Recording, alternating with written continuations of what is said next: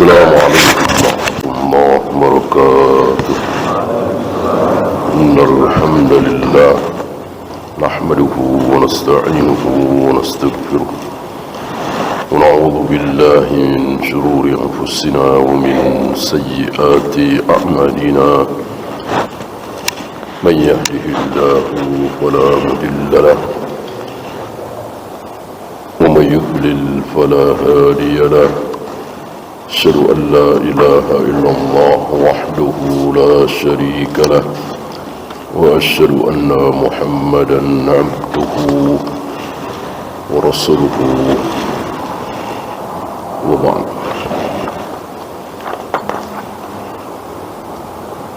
Kita melanjutkan adab adab itu terlihat, beda dengan akidah. Akidah tidak terlihat kalau dia tidak bicara, kalau dia tidak mengungkapkannya kepada kita. Tiap hari ketemu kita di masjid, mungkin tetanggaan, tapi dia enggak cerita. Kalau dia meyakini bahawa Ali bin Abi Thalib itu lebih berhak jadi khalifah daripada Abu Bakar, Umar, Utsman, nggak kelihatan kan? Kecuali dia bicara. Atau dia meyakini bahawa siksa kubur itu tidak ada, misalnya, kita nggak tahu. Atau dia meyakini surga neraka itu tidak kekal, akan hilang, akan habis setelah sekian juta tahun misalnya. Nah, itulah akidah, tidak terlihat. Nah, yang kita sedang bahas ini terlihat. Apa? Adab. Adab. Adab para pencari ilmu. Ya. Maka orang lebih terpengaruh menilai dengan adab. Kalau akidah kan enggak terlihat, iya kan? Walaupun akidahnya hancur sekalipun, tapi dia sopan, ramah, senang membantu sesama. Asal ketemu kita dia nyapa duluan, salam duluan. Tentu ada rasa di hati kita, walaupun mungkin akidahnya Syiah, mungkin akidahnya Rafidah, bahkan Jahmiyah, bahkan mungkin Ahmadiyah, gitu kan? Adapun Allah tidak. Di mata Allah, Allah lebih menilai akidah, keyakinan daripada adab. Seburuk apapun adabnya, tapi dia meyakini bahwa Allah satu-satunya yang menciptakan jagat raya alam semesta ini, Allah satu-satunya yang berhak disembah. Allah bersemayam di arsy, Allah menciptakan Adam dengan kedua tangannya, Allah akan menggulung langit dengan tangan kanannya, Allah turun ke langit dunia di sepertiga malam, dan seterusnya. Maka ini yang dilihat oleh Allah, manusia tidak melihat. Ya. Nah, ahlu sunnah dua-duanya. Lihat para sahabat menonjol dan bagus, baik. Akidahnya doang? Tidak. Tidak. Akhlak mereka, adab mereka menakjubkan. Bahkan ketika mereka pertama kali atau beberapa hari dilihat oleh orang-orang Nasara di Syam, ketika kaum muslimin menguasai Syam, otomatis para sahabat, ini kan zaman Umar ya, tentu masih banyak, masih di atas 100.000 jumlah sahabat hari itu, baru sedikit yang meninggal. Mereka berada di Syam, ya, sholat di situ, bertemu dengan orang-orang Nasara dan seterusnya. para pendeta, para pastor yang membaca Taurat, Injil, mereka bersumpah, wallahi yang sedang kita lihat sekarang ini lebih baik dari kaum Hawari yang disebut-sebut dalam Al-Quran. Wa qala al-hawariyuna nahnu ansarullah, yaitu istilah khusus untuk umat atau sahabat-sahabat Nabi Isa. Tentu ini panutan mereka, panutan orang-orang Nasara. Setelah Nabi Isa ya Hawari, seperti kita. Panutan kita adalah Rasulullah SAW, setelah itu para sahabat. Nah, mereka bersumpah, mereka baca Taurat, Injil, pendeta dan pastor hari itu. Belum banyak perubahan seperti sekarang, walaupun sudah ada ya, perubahan itu sudah ada, penyimpangan itu sudah ada. Mereka bersumpah, wallahi demi Allah, yang sedang kita saksikan ini lebih baik dari kaum Hawari. Ya tentu kelihatan, tentu bukan akidahnya. Akidah mereka nggak lihat. Masuk para sahabat sehari dua hari menguasai Syam langsung teriak-teriak Allah bersemayam di Arsy, Allah turun ke langit dunia setiap sepertiga malam. Tentu tidak itu. Tapi adabnya, akhlaknya, bagaimana perilaku mereka sehari-hari, inilah para sahabat. Maka sangat disayangkan kita hari ini yang ngaji, yang belajar sunnah, yang akidahnya insya Allah sama dengan para sahabat, meyakini Allah punya sifat begini sesuai dengan Al-Quran dan sunnah, tapi akhlaknya membikin sebagian kaum muslimin marah, muak, benci. Sangat disayangkan ya. Karena yang dicontohkan oleh panutan kita yaitu Rasul dan para sahabat bukan hanya menonjol di akidah, tapi juga akhlak. Ya, kita sampai di pembahasan yang keempat ya, adab para pencari ilmu. Yang pertama ikhlas, yang kedua tujuannya menghilangkan kejahilan dari diri kita, dan diteruskan dari anak istri kita. Setelah kita tahu tentang sebuah permasalahan, maka yang wajib dan haram ya, maka yang nomor satu harus tahu setelah kita adalah anak istri, bukan tetangga, bukan jamaah, bukan orang-orang jauh. Kecuali yang di luar halal haram, yang di luar wajib dan haram, yang mustahab saja ya. Atau ilmu yang berdalam-dalam, tentu sudah kita bahas ya. Siapa anak Syekh Albani, siapa anak Syekh bin Bas, siapa anak Imam Syafi'i, siapa anak Imam Bukhari, kita nggak ada yang tahu.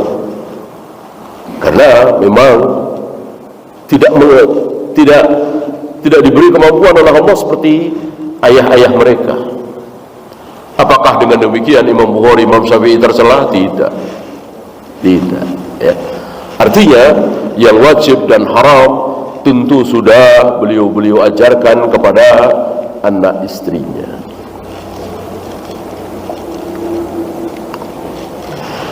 Kemudian yang ketiga, ad-difa'u 'anis syariah, membela syariat. Enggak mungkin bisa membela syariat ini kalau tidak berilmu. Syariat ini dibela oleh lidahnya dan lisannya para ulama. Ini lebih tajam, lebih efektif daripada tentaranya para raja. Tentara para raja bisa juga menjaga syariat ya, seperti kita lihat di Saudi, dijaga oleh tentara atas perintah raja untuk mengusir kaum muslimin yang berlama-lama di kubur Nabi. Ngapain berlama-lama? Nggak ada sunahnya. Udah ngasih salam, assalamualaikum ya Rasulullah, assalamualaikum, Abu Bakar, Umar, sudah. Ngapain berlama-lama? Besar kemungkinan bisa meratap, mungkin malah minta-minta kepada Rasulullah SAW, saking minimnya ilmu dan pakai perasaan. Kalau pakai perasaan, barangkali kita semua setuju. Ya. Hampir tiap hari saya mengucapkan Muhammad Rasulullah. Mungkin sehari berapa kali? Azan, qomat, dengar azan, tasyahud, dan seterusnya.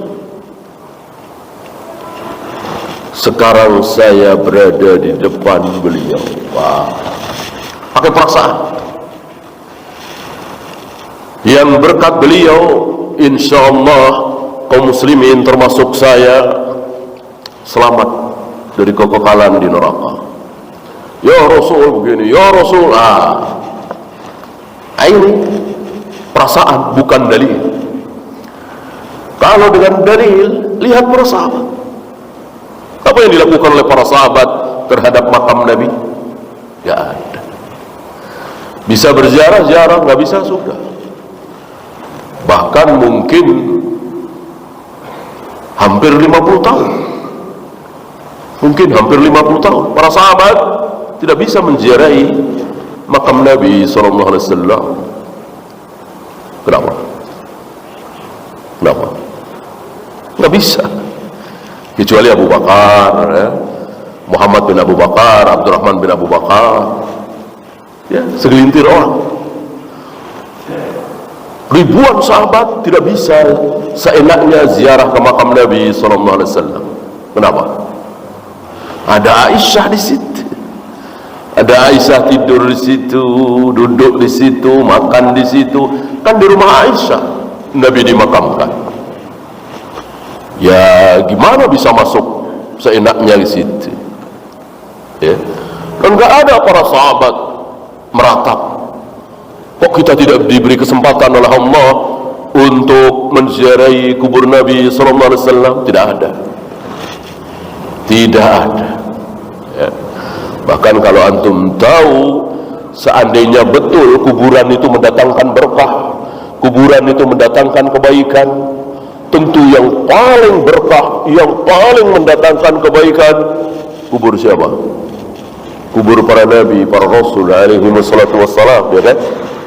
Ketika hari ini saudara-saudara kita kaum muslimin berbondong-bondong ke kuburan Sunan Bonang misalnya, Sunan Gunung Jati misalnya, kuburan Gus Dur misalnya, Bung Karno misalnya, tentu gak ada apa-apanya kuburan itu dibanding kuburan Nabi Musa, Nabi Ibrahim, Nabi Ismail, Nabi Yahya, Nabi Zakaria, 124.000 lebih. Gak ada yang ketahuan satupun. Gak ada yang ketahuan satupun. Kalau antum mendengar satu negeri ini kuburan Nabi Harun, ini kuburan Nabi Musa, jangan dipercaya. Gak ada yang tahu. Itu sabda Nabi SAW. Hanya kuburku, hanya kubur Nabi SAW yang ketahuan. Oleh karena itu beliau berdoa, Allahumma la taj'al qabri aidan tu'abbad. Ya Allah, jangan jadikan kuburanku ini aid, rutin dikunjungi setiap 12 Rabiul Awal misalnya, setiap 1 Muharram misalnya, tu'abbad dan disembah. Karena beliau sadar kuburan beliau akan diketahui oleh umat ini. Adapun kubur-kubur nabi-nabi selain beliau nggak ada yang ketahuan. Seandainya betul kuburan mendatangkan berkah, mendatangkan kebaikan, tentu Nabi akan memohon kepada Allah, ya Allah, di mana kuburnya Nabi Musa, kuburnya Nabi Ibrahim, kuburnya Nabi Ismail, kuburnya para nabi, para rasul, agar kami kaum muslimin bisa mengambil kebaikan dan berkah dari kuburan-kuburan itu. Nggak ada. Ya. Maksud Allah menyembunyikan keberkahan, menyembunyikan kebaikan. Allah menampakkan kebaikan. Silahkan pilih mau ambil apa tidak. Tapi Allah memberikan kesempatan. Ya kan? Maka jika Allah tidak jika Allah tidak memberikan kesempatan kepada kita, maka tidak berdosa kita walaupun kita tidak sholat, tidak zakat, tidak haji, karena Allah tidak memberikan kesempatan kepada kita. Macet tidak bisa bergerak, sudah hampir asar, bahkan sudah hampir maghrib, belum sholat asar. Berdosakah kita sholat asar ketika sudah maghrib nanti, ketika baru dapat masjid? Tidak berdosa, karena Allah tidak memberikan kesempatan. Termasuk kita tidak puasa Ramadan, tidak diberi kesempatan oleh Allah. Orang kita sakit, harus minum obat setiap 4 jam, 5 jam misalnya. Termasuk tidak zakat, tidak haji, tidak berdosa kalau Allah tidak memberikan kepada kita kesempatan. Ya.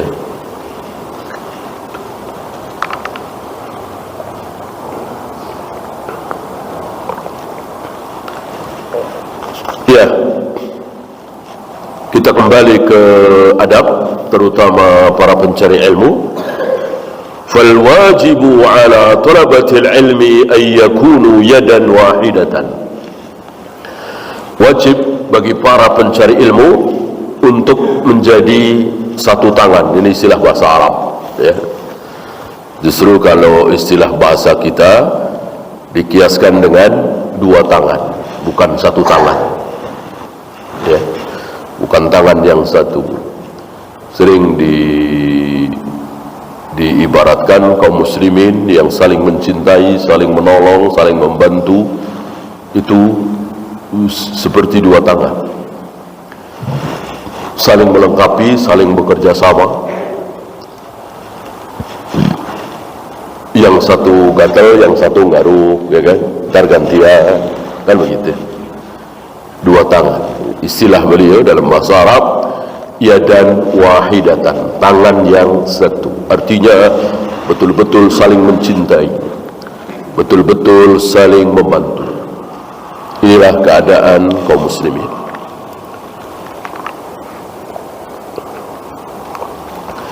ولا يجعلوا مثل هذا الخلاف سببا للتباعد والتباغض. Jangan menjadikan perselisihan seperti ini. Apa kemarin masih ingat? Perselisihan apa? Sami Allahu liman hamidah, sedekap apa irsal, gitu. Kebetulan beliau lebih condong ke, sama dengan saya bin Bas, lebih condong ke sedekap. Sami Allahu liman hamidah, sedekap lagi.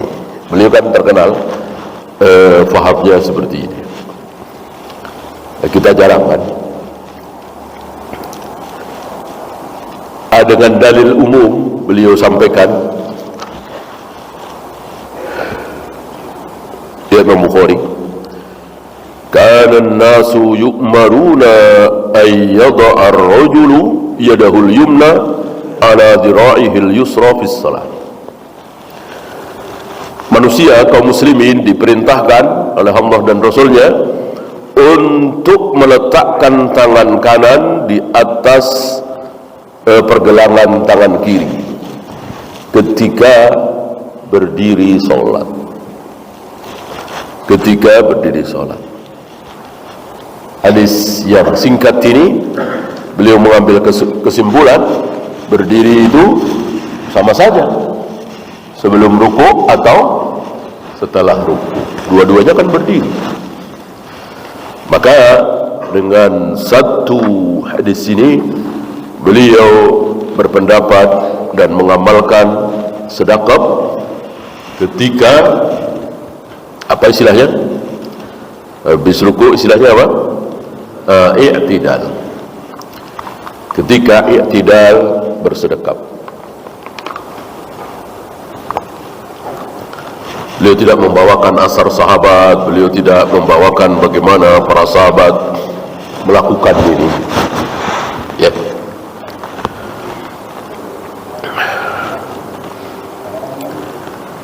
Nah, khilaf-khilaf seperti ini jangan menjadikan at-taba'ud wa at-tawaghud, saling menjauh, saling membenci, gitu. Dan kita insyaallah walaupun lebih dari ini, ya taruhlah tetangga-tetangga kita selama ini kan. Ya tahlilan, ya muludan, ya manakiban, ya salawat nariyah kan jauh lebih parah dari ini. Ya kan? Tidak ada dalil sama sekali. Dan itu menyangkut akidah.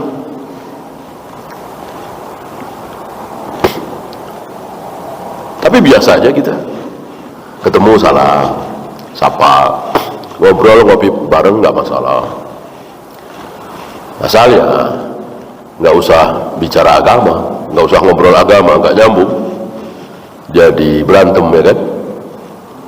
Mereka bersikukuh dengan pendapatnya, kita bersikukuh dengan pendapat kita, ya udah ngapain?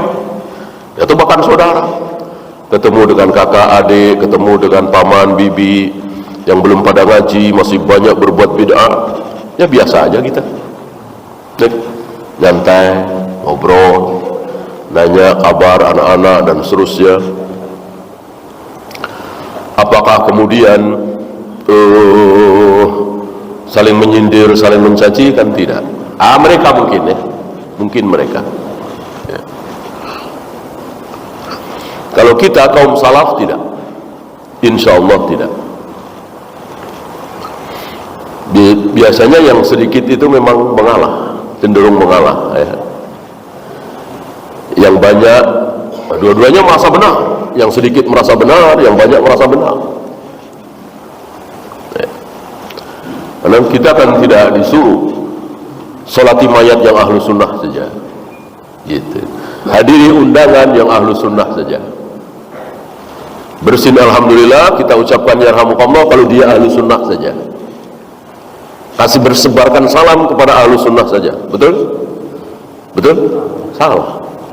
Yang penting kaum muslimin, selagi dia belum Kristen, belum Buddha, belum Hindu, belum Yahudi, belum kafir, masih muslim, maka sebarkan salam.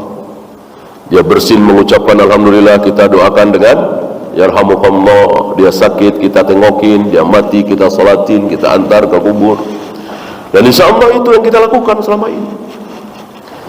Tetangga, saudara, ya kan?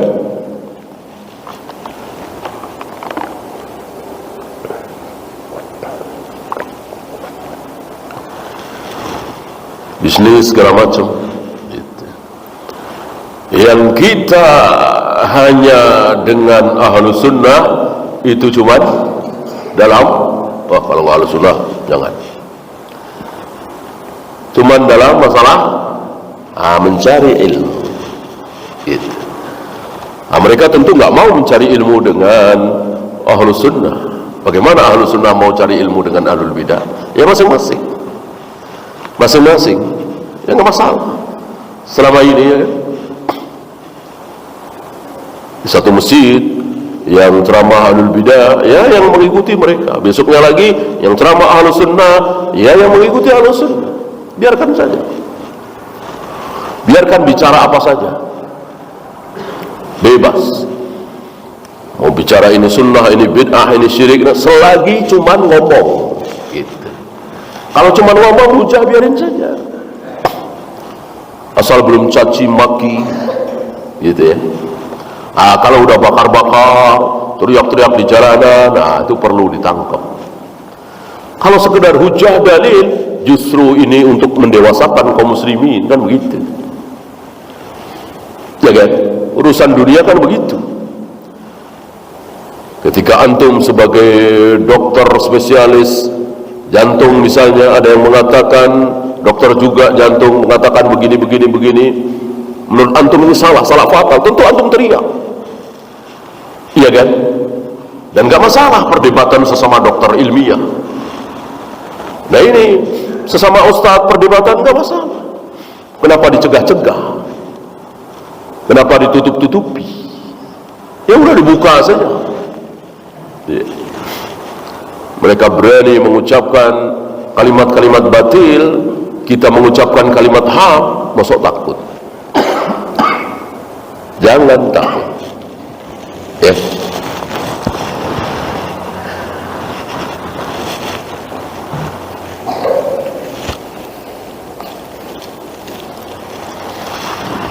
Balil wajibu idza khalafta sahibaka bimuqtadad dalil indak wa khalafaka huwa bimuqtadad dalili indahu. Ini dua-duanya pakai dalil. Kata beliau, dia bawa dalil, engkau bawa dalil.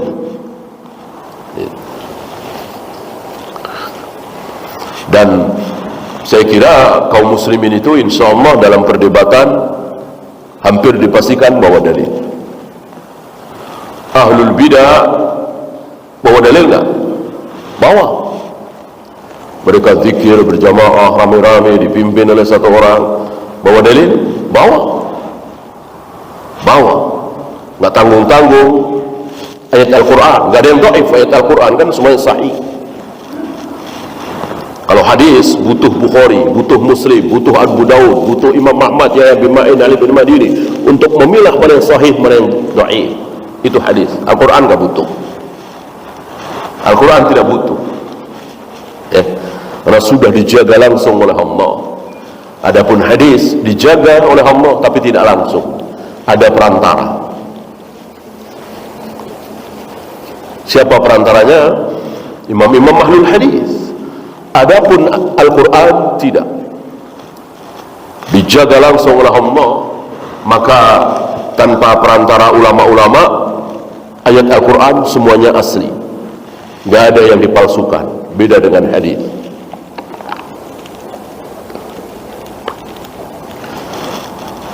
Apa hujah ahlul bidah membela bid'ah mereka? Zikir berjamaah rame-rame dipimpin oleh satu orang. Fadhkurullaha dzikran katsira. Berzikirlah, menyebut nama Allah dengan zikir yang banyak. Mereka memahami banyak di sini bukan zikirnya. Kalau kita kan zikirnya banyak kan? Mereka orangnya. Orangnya. Lihat, fadhkuru fi'il amr, kitabnya berapa? Anta apa antum? Jelas antum. Berarti banyak dong. Berzikirlah kalian semua, berarti banyak. Bukan berzikirlah engkau seorang. Berzikirlah kalian semua, berarti banyak. Bawa dalil kan? Istilah para ulama, ni'mad dalil wa bi'sal istidlal. Dalilnya bagus, bagus sekali, sahih ayat Al-Quran. Yang tidak bagus, yang tidak baik, yang salah apanya? Istidlalnya, memahami dalil tersebut tidak pas. Beda dengan ahlus sunnah. Ni'mat dalil wa ni'mal istidlal. Dalilnya sahih, dalilnya sahih. Ya. Jadi antum jangan menganggap asal bawa dalil pasti benar. Berapa banyak yang bawa dalil dan salah.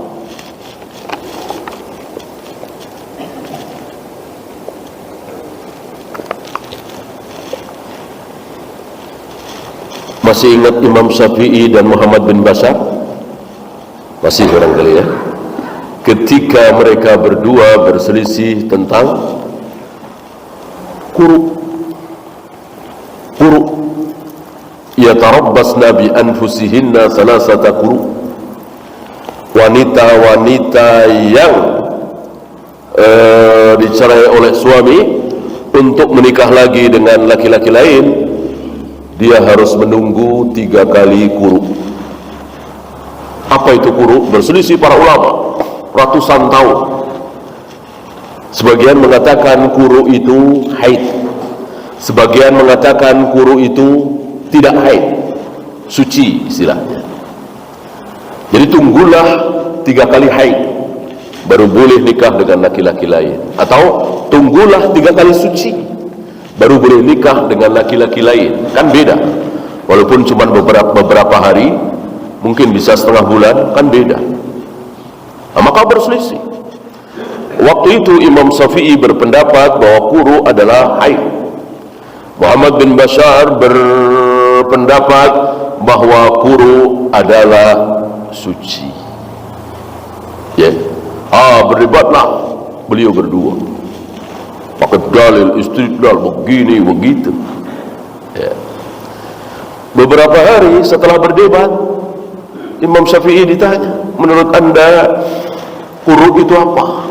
Kebalik. Yang kemarin-kemarin beliau berpendapat guru adalah haid, sekarang kembali guru adalah suci. Jadi terpengaruh dengan hujahnya Muhammad bin Bashar.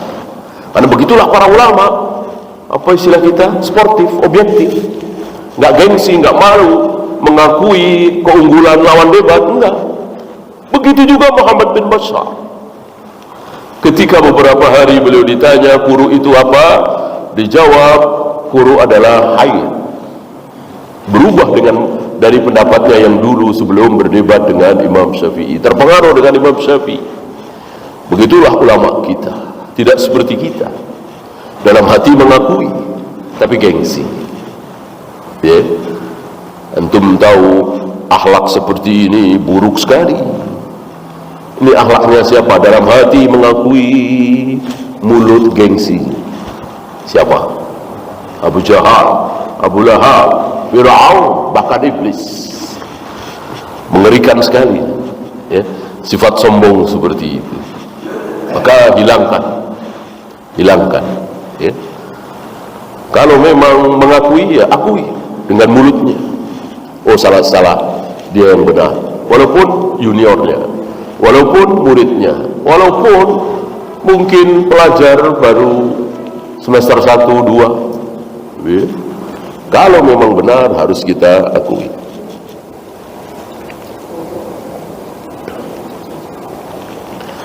ولهذا فنحن نحب ونهنئ شبابنا الذين عندهم الآن اتجاها قويا إلى أن يقرنوا المسائل بالدلائل.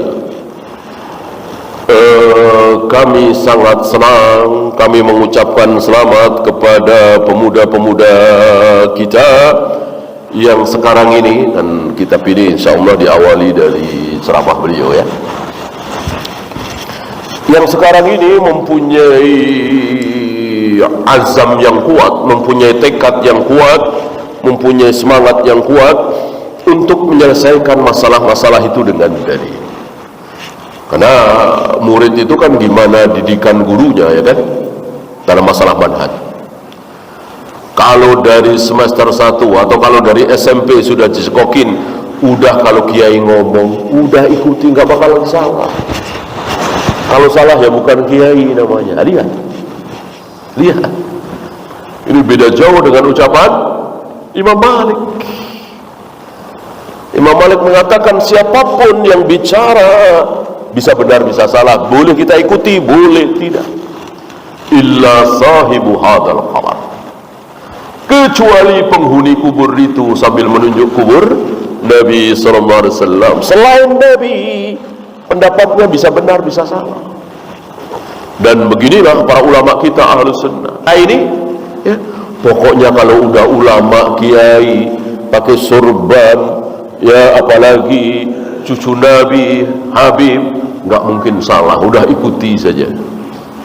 Ini pembodohan yang luar biasa. Ya namanya anak SMP, SMA yang ikut saja.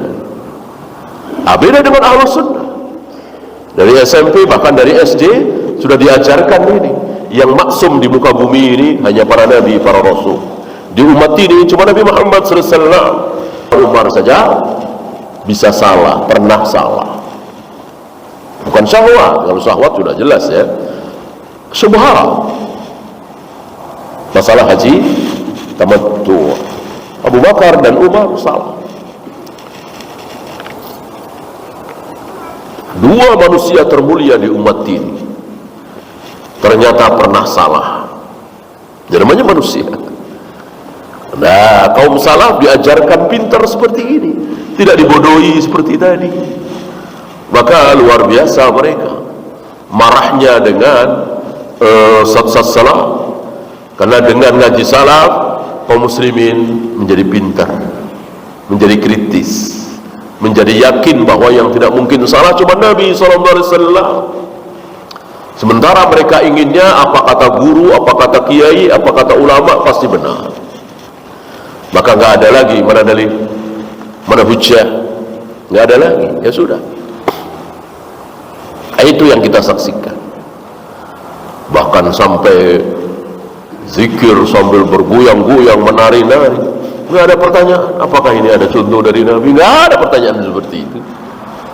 Ya, ada contoh dari Nabi, zikir sambil bergoyang-goyang badannya di panggung, diikuti jamaah, sebagiannya jatuh pingsan. Ada contoh dari Nabi? Nggak ada pertanyaan seperti itu. Tidak diajari. Kalau kebenaran itu dipulangkan kepada Nabi Sallallahu Alaihi Wasallam, kemudian para sahabat, mulailah mereka, ya, karena dakwah salaf sudah naik ke permukaan, mulailah mereka marah. Mestinya nggak usah marah, adu hujah saja. Nggak usah sampai mengusulkan ke pemerintah bahwa dakwah salafi ini harus diberangus, harus dilarang. Tidak perlu seperti ini. Hujah, mana hujah? Tunjukkan saja hujahnya. Ya.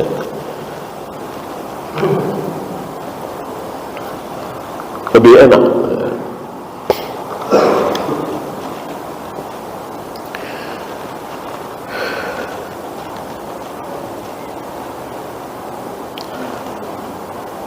ولا نريد منهم أن يجعلوا ذلك سببا للتحزب والبغضاء.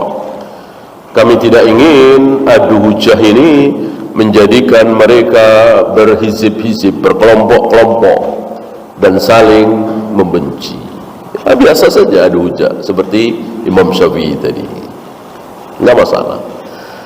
Dan Imam Syafi'i dengan Muhammad bin Bashar ini kan masalah masalah fikih, ya, istilah mereka masalah furu'.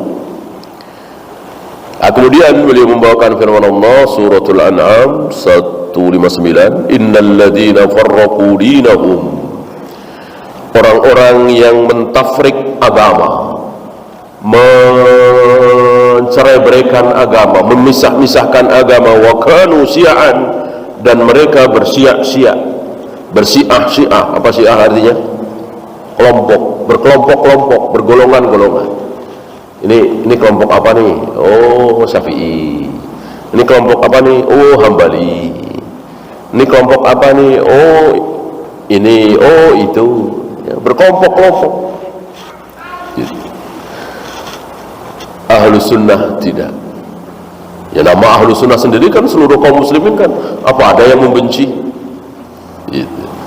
Ada kaum muslimin yang membenci ahlus sunnah, sunnah Nabi. Masa dibenci? Ya.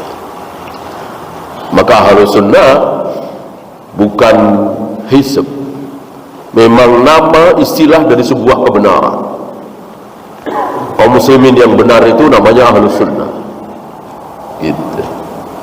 Kan beda kan? Ikhwanul Muslimin, Hizbut Tahrir, Jama'atut Tabligh, ini kan nama-nama gitu. Dan satu sama lain tidak saling bekerja sama, sendiri-sendiri, ya cenderung saling menyalahkan. Bagi Ikhwanul Muslimin, ya itulah yang paling benar. Hizbut Tahrir salah, Jama'atut Tabligh salah, NII, LDI, segala macam. Begitu pula yang NII, LDI, semuanya salah, yang benar mereka. Kita beda. Kita nggak bilang kita paling benar, enggak. Yang paling benar adalah Rasul dan para sahabat. Itu bedanya.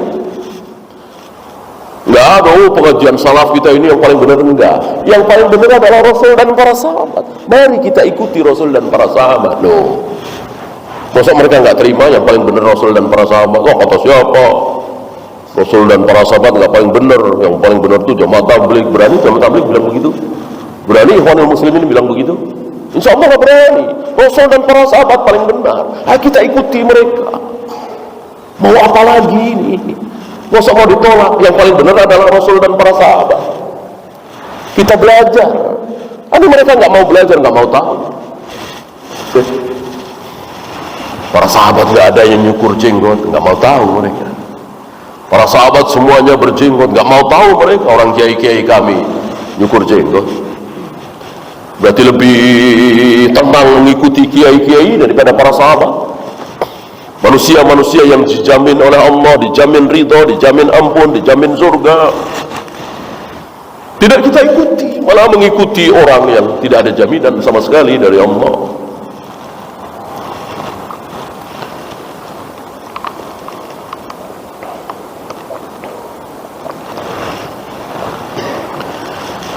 lasta minhum fi syai', engkau sedikit pun bukan termasuk mereka.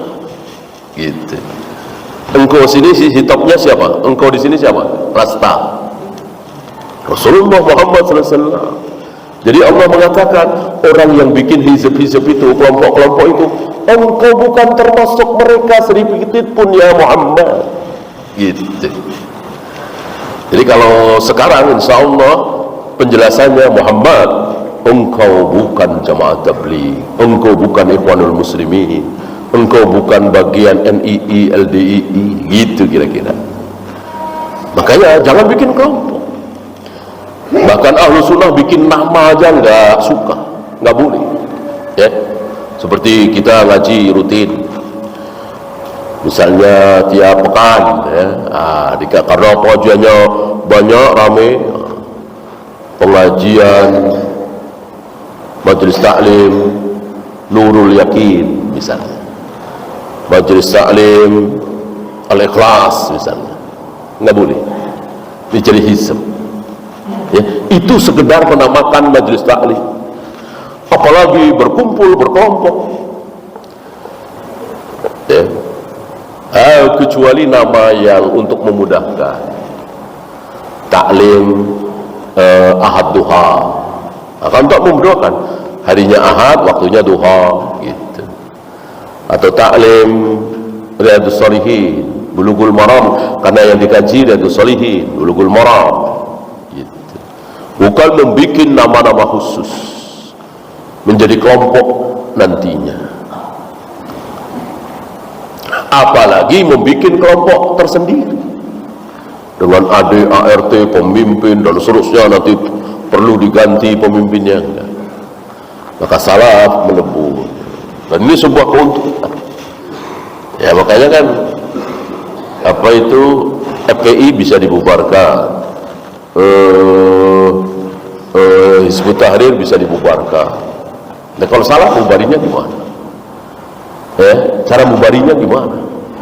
Orang nggak ada ADART-nya, nggak ada nama khusus, nggak ada pemimpinnya siapa, nggak ada apa itu stempel dari Departemen Hukum, gitu. Ini sebuah keuntungan.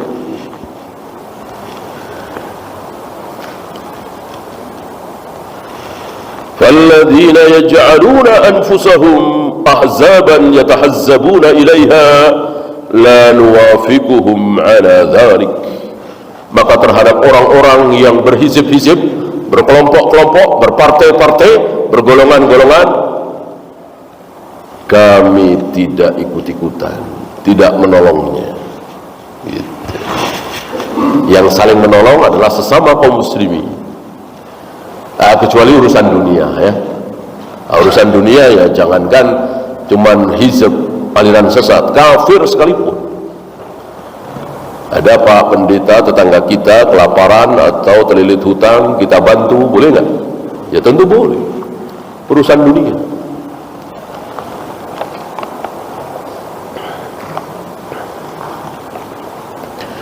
Lianna hizballahi wahidun, karena hizbullah ini satu. Maka kalau kita bikin nama ya seperti Hizbullah di Lebanon, ya bukan satu kalau begitu. Memang ketika mereka mendirikan Hizbullah, seluruh kaum muslimin masuk di situ? Enggak kan? Ada yang di luar, ada yang nggak ikut-ikutan. Berarti bukan Hizbullah. Padahal Hizbullah itu satu. Ya kita semua kaum muslimin Hizbullah. Maka ketika kita membuat kelompok, bahayanya seperti itu. Ya. Seolah kebaikan, tapi nggak ada kebaikan di situ. Kalau toh ada kebaikan, maka keburukannya jauh lebih besar. Kan begitu.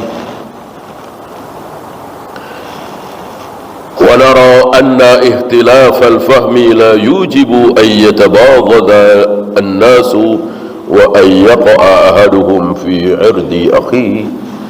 Jangan sampai perselisihan sesama muslim, terutama sesama para pelajar, menjadikan mereka saling bermusuhan, ya, saling tidak memberikan haknya. Kan saudara kita itu punya hak terhadap diri kita. Nah, dan hak itu harus kita tunaikan seperti tadi, ya kan? Ada 5 atau 6 itu. Nah, karena kita berselisih dengan dia dalam masalah fikih misalnya, lalu hak itu tidak kita berikan. Dia mati, kita tidak mau nyolatin. Dia sakit, kita nggak mau jenguk. Dia bersin mengucapkan alhamdulillah, kita tidak ucapkan yarhamukallah. Seperti ini haram. Ya.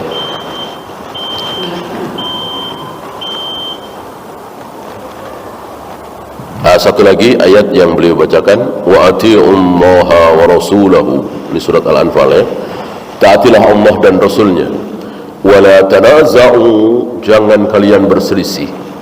Fatafshalu wa tadhhaba rihukum, kalian akan lemah, hilang kekuatannya. Terbukti. Bandingkan keadaan para sahabat, tabi'in, atba'ut tabi'in yang satu manhaj, satu akidah. Bandingkan dengan kaum muslimin setelah itu, apalagi hari ini. Betul-betul tidak ada kekuatan sama sekali. Karena tidak berada dalam satu akidah, tidak berada dalam satu manhaj.